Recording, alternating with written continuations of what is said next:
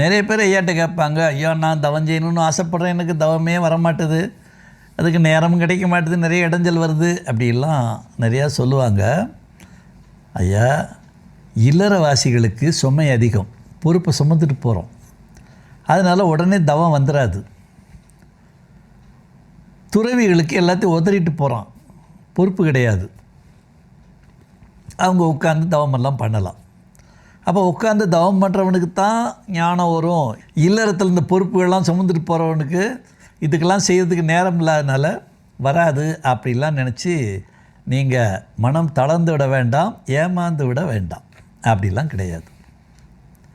அதாவது பக்தி வழி, யோக வழி ரெண்டு தான்.